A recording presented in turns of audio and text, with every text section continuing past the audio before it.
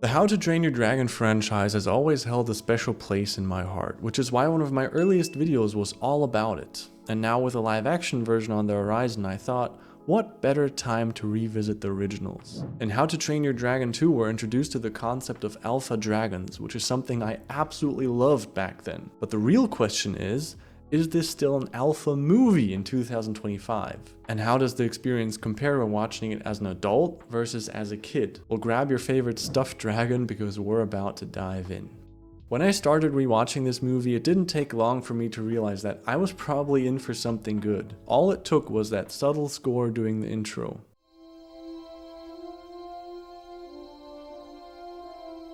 Yep, that's all it took for me. It's really amazing how much emotion just that subtle score has for me. Also, opening this movie the same way as they did the first movie further brings back that nostalgic feeling, while perfectly illustrating how much Berg has changed over the last years because of Hiccup. In the last movie, Hiccup had to deal with the fact that he was different. In the end, he not only accepted himself, but was also accepted by the entire village. In this movie, he now wants to understand why he is so different. And this very quickly brings us to the introduction of his mother, Valka. It's an introduction that nowadays you can easily take for granted, but back then, I didn't see this coming. And it's not like it was necessary. I was perfectly fine accepting that Hiccup only had a father. But considering that he's so different from his father Stoic, it was fascinating to meet his mother. Not just for Hiccup, but also for me, the viewer. I love that while his mother was just as fascinated, or perhaps even more fascinated by the dragons, they both had their own unique style when it comes to them. Valka lived in the dragon's natural habitat, becoming a bit animal-like herself. Meanwhile, Hiccup helped the dragons live together with the Vikings. Valka is more like a passenger or a guest when she's flying on the dragons, while Hiccup uses his craftsmanship to produce technical gadgets that improve his ability to fly with Toothless. That locked up tail makes for some pretty sloppy rescue maneuvers, hey? Drago Bloodfist is also a great antagonist for the second edition in this franchise. Him and Hiccup are like two sides of the same coin. Both understand that fighting dragons isn't the answer and that both are more powerful when they work together, only he decided to force dragons into obedience while Hiccup decided to befriend them. One decides to rule with fear and the other decides to rule with his heart. Granted, having these two ideals face off against each other wasn't anything new back then, and certainly isn't anything new today. But nevertheless, it's simply intriguing to have these two ideals face off against each other, and the way it was applied to this How to Train Your Dragon universe was really well done in my opinion. Now do you get it? This is what it is to earn a dragon's loyalty. The CGI was, as always, still amazing in 2025, but even more so than the first movie because it did take a noticeable step up from the first movie. You can definitely notice how much work was put into this movie over the 5 years it was being created. The textures are sharper, the lighting is more dynamic. I also feel like the physics got even better. My favorite example for this is when Toothless and Hiccup fly together and Toothless shoots these fireballs to help Hiccup fly. The physics of how the heat would actually help Hiccup fly and how the heat waves are animated is really well done. Not that any of this was bad in the first movie, but I'll happily take the improvement, and it definitely stands the test of time.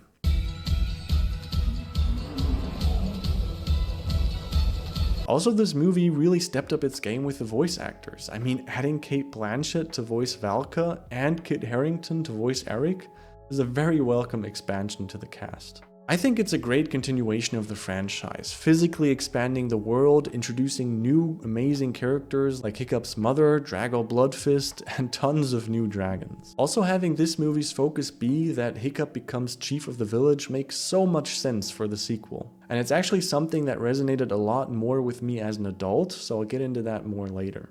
I just got goosebumps so many times during this movie, and it's pretty rare for me to get goosebumps during the first time I watch a movie, but when I still get them even when rewatching a movie, I know that it's something special. And speaking of getting goosebumps, I got them during all of my 3 favorite scenes. And my first favorite scene already came after a couple of minutes, and it's the first flying scene between Hiccup and Toothless.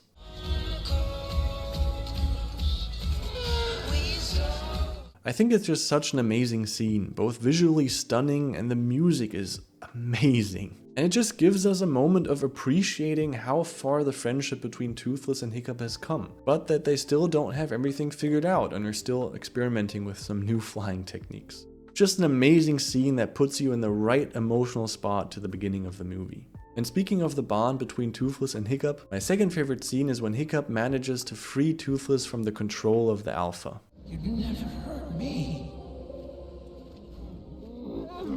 As I mentioned earlier, one of the core themes in this movie is having the two ideals of Drago Bloodfist and Hiccup face off against each other. And I think the most important reason why having these two ideals face off is so intriguing is because it's just so amazing to see when the ideal that you want to win actually wins. So it's so nice to see that the bond between Hiccup and Toothless is stronger than ruling over them with fear.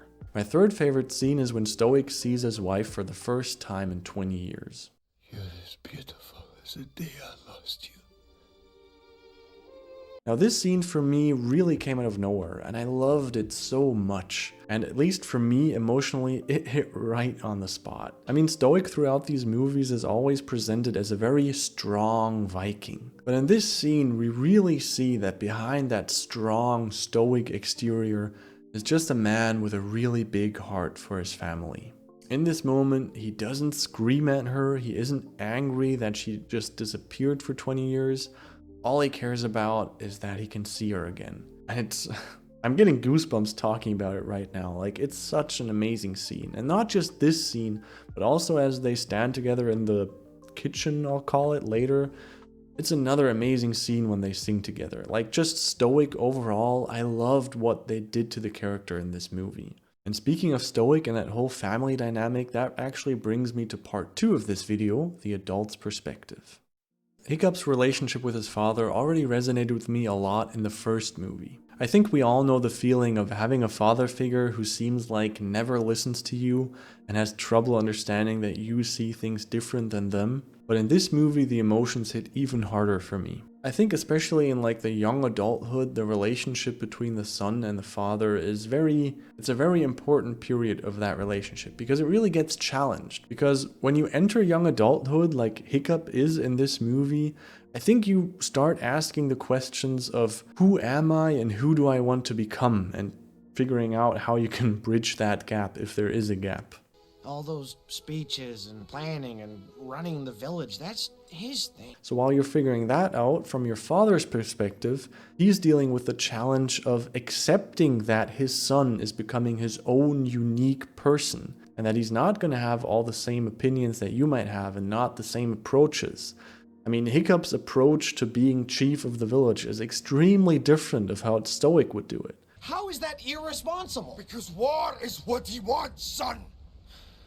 And I feel like fathers have a very difficult job when it comes to raising their son. Like, many of their actions may seem very rude or too aggressive or too insensitive. So I feel like many father figures are kind of misunderstood, just like Stoic. Like when he meets Valka for the first time, Valka expects him to be aggressive, to lash out, to yell at her, to be angry. But we see that behind all that stoic, strong exterior is just a man that loves his family and wants the best for his son and wants the best for his wife. And another very challenging period is when the father figure dies, which is another thing that we see in this movie. So we really get two very interesting periods in a young adult's life. And as we see with Hiccup in this case, it feels like he only really truly understood his father when he passed away. That although his father was so rough on him, he only did it out of love to him. How do you become someone that great, that brave? And that's just something that moves me emotionally a lot, because it's just so sad to see when a father figure is only truly understood once he passed away. I just hope that more people are aware of this dynamic, and it's just natural to have that conflict between son and father, but try to understand your father when he's still alive. And because now I am a young adult in my mid-20s, this resonated with me a lot more. Like, I mean, my father is still alive, gladly, but just that whole conflict that you have in your early 20s when you become your own unique identity, that hit a lot harder for me in this movie than it did when I was a kid. So really the themes of family, leadership, and loss hit a lot harder for me as an adult. And these themes are what I think make this movie still very enjoyable for adults. So what's my verdict? Is this still an amazing movie in 2025, even for adults? Yes, absolutely. Of course, nothing can beat that magical feeling of the first one, but after rewatching this second one, it really made me question if this is actually the better movie. And I'm still not sure what the answer is, but I think just the fact that I'm asking myself this question says everything about this movie. What are your thoughts on this movie, and what adult themes resonated with you the most? Let me know in the comments below, and I'll see you in the next one.